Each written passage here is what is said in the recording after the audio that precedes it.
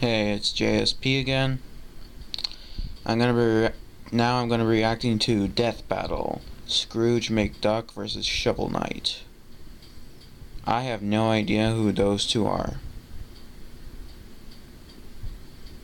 My guess is that Scrooge McDuck is some kind of Disney character. Who cares? Let's get on with it.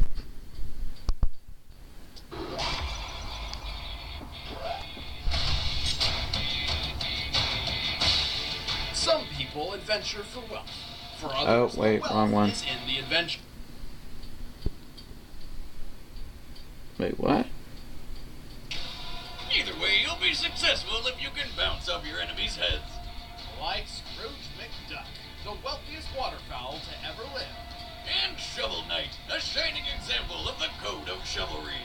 He's whiz and I'm boomstick. And it's our job to analyze their weapons, armor, and skills to find out who would win a death battle. In 1867, Scrooge McDuck was born to a poor family in Glasgow, Scotland. He grew up a relatively normal duckling until his 10th birthday. Scrooge's father took him to see the remains of the old McDuck clan castle. See, their family wasn't always super poor, and Scrooge was inspired by the sight of their former glory. So the next day, he got a job and earned his first money ever. A dime. Problem was, it was an American dime, and Scrooge was in Scotland. Naturally feeling pretty cheated, Scrooge swore he'd build his fortune by being, I quote, tougher than the toughies and sharper than the sharpies. So he hopped over to America to start his quest for wealth. And judging by his money vault today, where he literally swims in gold, I'd say he did a pretty effing good job. No obstacle was too difficult to keep him from fortune. By my estimations, his entire net worth today rests around $300 quadrillion. Rich as he is, he's got to defend his treasure trove somehow. So this wealthy waterfowl's got more guns than I do. Not to mention the trusty cannons he has hidden around his manor. Haha, nothing like some old-fashioned artillery for home defense. Scrooge also has a number of unorthodox high-tech firearms. Or as normal people call them, laser guns. My favorite is the one that can shoot through solid steel titanium. It's called the Burglar Stunner, but I'm pretty sure that'll do a hell of a lot more than stun you. Well, my favorite would be Scrooge's Nutra-Friction and Anti-Inertia Rays. By removing a target's natural friction and inertia, these guns can turn a foe so slippery they can't grip anything, or take away all momentum from that foe's movement and weight. Without friction, a person will slide miles upon miles with no hope of stopping themselves. Without inertia, a cannonball will have even less impact than falling leaves, though it is important to note that these guns do not affect personal gravity. Yeah, science and stuff. Though if I were him, I'd prefer the feel of one of his rifles or swords. Or his signature sidearm, his trusty cane. What's so special about a dusty old cane, you ask? Well, just look at the old quack go! Not every duck can turn their cane into both a club and a pogo stick. Even when he's unarmed, Scrooge's thirst for wealth has pushed his body past many preconceived limits. He possesses incredible strength, speed, and durability. Not to mention, the dude's got some serious huevos. One time when he was stuck in the savannah, he walked right up to a lion, beat it in a roaring match, and then just rode it all the way to town. He's also a surprisingly skilled marksman. Like some sort of gun-toting Mr. Miyagi, he can shoot flies out of the air with perfect precision. And he's no slouch with a blade. Apparently, Buffalo Bill taught him how to knife fight in, Injun style. And now's a great time to remind you that Scrooge is pretty old. It was a different time. Racism aside, it takes a lot to put this mighty mallard down.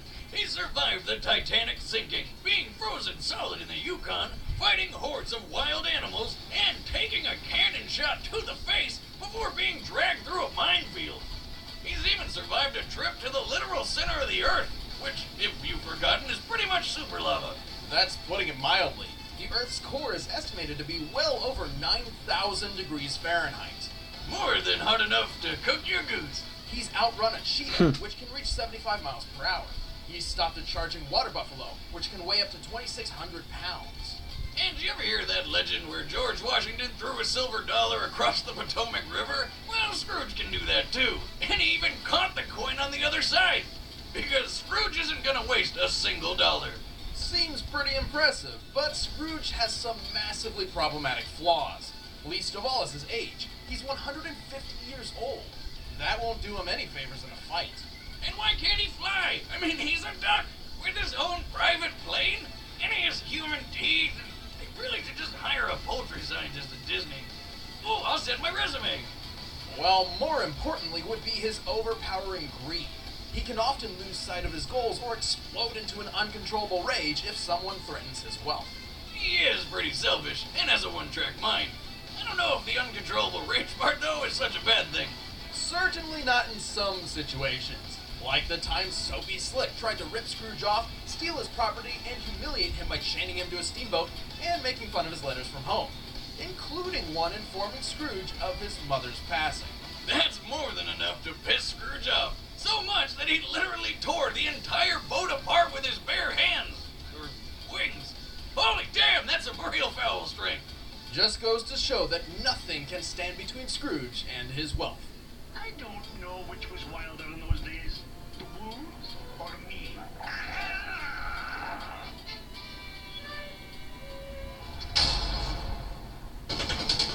A long time ago, the world was wild, and adventurers roamed the land. The most famous of whom were partners Shield Knight and Shovel Knight.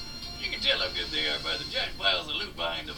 Shovel Knight and Shield Knight traveled together, and they were the stuff of legend. That is, until the Tower of Fate. Once inside, a cursed amulet knocked Shovel Knight out cold. When he woke up, Shield Knight was gone and the tower was sealed shut. And boy, did that bum him out. So, like all depressed heroes, he abandoned everything and went to the wilderness to do a bunch of farming and most likely drinking. Soon after he retired, an evil woman called the Enchantress took power, along with a group of villainous knights known as the Order of No Quarter. Get it? It's funny. So, maybe retiring wasn't the most responsible idea. Fans gotta mourn, Wiz. Fans gotta mourn.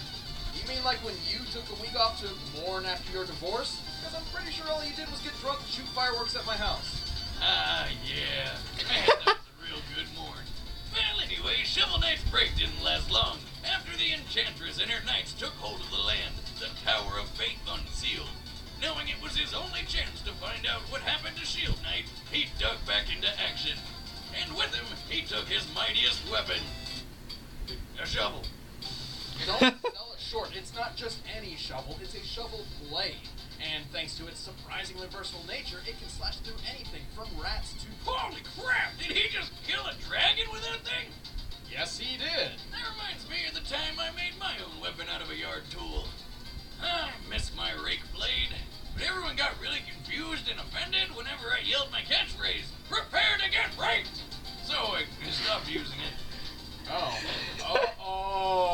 Probably smart. Thanks to the Shovel Blade's unique attributes, Shovel Knight has a repertoire of deadly attacks, his signature being the Shovel Drop. This deadly downward drop allows him to dig into his enemies, pogo stick style. Now, where have I seen that before? He also has a charge attack that, when unleashed, does massive damage and can even penetrate armor. If his enemy is more than a scoop's reach away, he can strike the earth to fire a dangerous spark that travels along the ground. You know what else it's good for? Digging up all of that sweet, sweet treasure. But the Shovel Blade is far from his only weapon. Throughout his journey, Shovel Knight has acquired many magical relics, which are quite handy in battle, though they do require access to a limited supply of magic to use.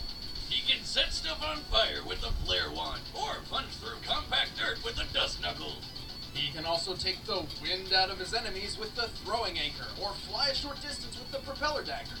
If Shovel Knight needs to kill bad guys in those hard-to-reach spaces, he has his trusty Chaos Orb, which acts like a bouncy ball of doom. He also possesses the Mobile Gear, a mechanism which allows him to traverse dangerous terrain such as spikes and small gaps with ease. Mobile Gear. But my favorite relic is the War Horn, which is kind of like the Horn of Gondor, but it makes people explode. Shovel Knight carries a few defensive relics as well. Yeah, like those sweet fish goblets. You mean the Truthful Chalices.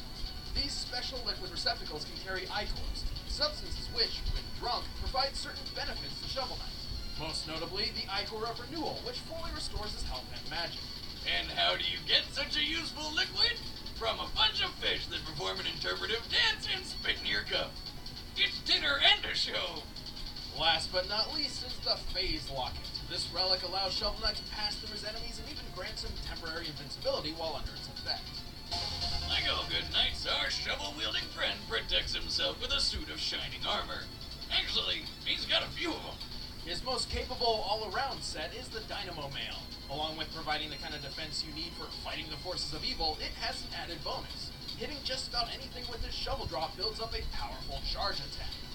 Normally, a large suit of armor comes with a lot of extra weight, but Shovel Knight doesn't let that slow him down.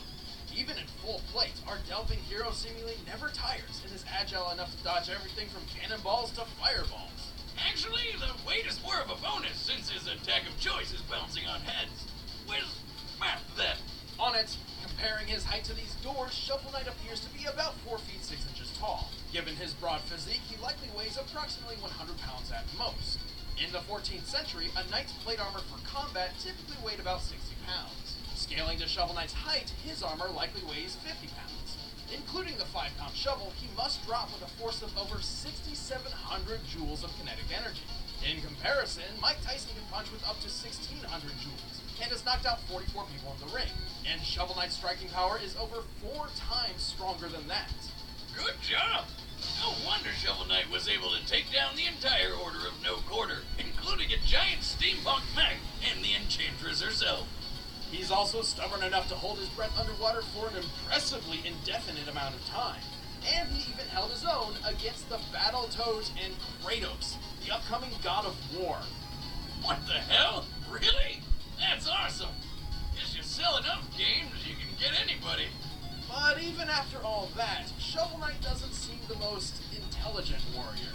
After all, the only reason he gave up on Shield Knight for so long is because he just assumed she was dead. Still, he's one deadly warrior who isn't afraid to put his enemies 6 feet under. You know, because he digs holes and stuff.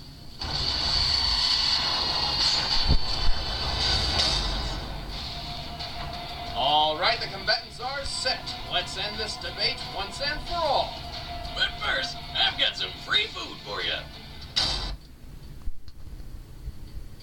I think Shovel Knight's gonna win. I don't know why, I just think he is.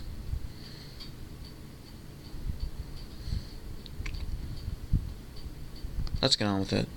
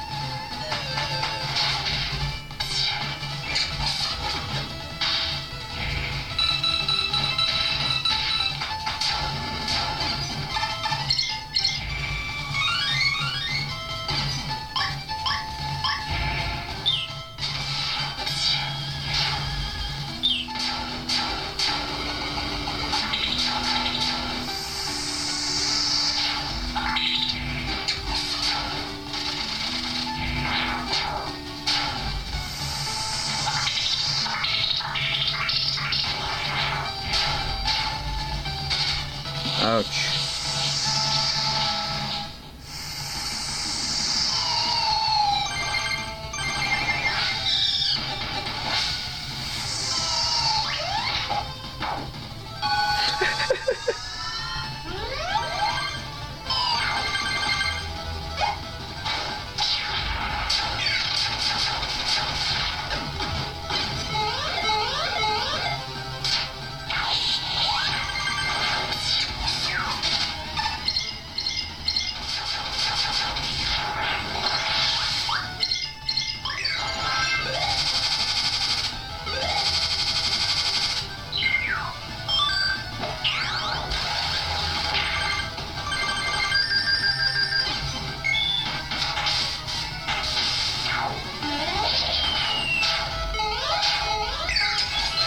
Oh, crap.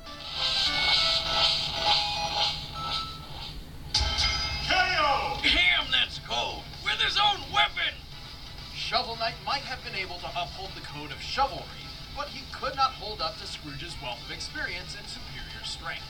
Aside from the extra 100+ years of experience he's got over Shovel Knight, Scrooge's speech blew him out of the water. For example, there's no way that Shovel could have put him down very quickly when he's powered through a minefield like it's nothing. And remember how he threw a coin across the Potomac River and rode across fast enough to catch it? Well, we know the average width of the river is 1,300 feet, and he threw the coin at an angle of 20 degrees. After some quick calculations, this means he must have thrown the coin, boarded his boat, rowed across the entire river, and exited the boat to catch the coin in less than 5.4 seconds. This means he must have been rowing the boat at speeds well over 164 miles per hour. Jesus, how fast are his arms moving there? To make all that work, at least 14,400 rotations per minute. That's ducking awesome! He is strong enough to rip apart a steamboat after all. But regardless of Scrooge's power, Shovel Knight had very little options to defend against the Duck's wackier, physics-breaking weaponry. Those that could buy him some time could only last for so long due to his limited supply of magic. Plus, Scrooge has fought knights and magicians before, while Shovel Knight never fought anyone quite like Scrooge McDuck. Looks like Shovel Knight dug his own grave. The winner is Scrooge McDuck. Next time on Alright, Death Metal. who's next? Venom.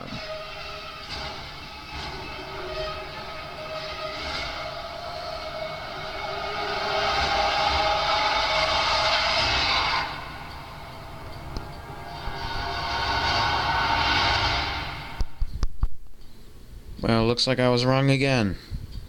Last death battle, I thought Nathan Drake would win. This battle, I thought Shovel Knight would win, but yeah, I gotta say, Scrooge McDuck does have a lot of experience, and he did fight knights. So, well, I'm just surprised that that duck won. And, oh, what the heck, I got nothing to say. Yeah, still got nothing. Well, I'll see you at the next video I react to. And, I'm surprised Venom's gonna be in the next death battle. I actually want to see who he's fighting. See you later. Please subscribe to my channel.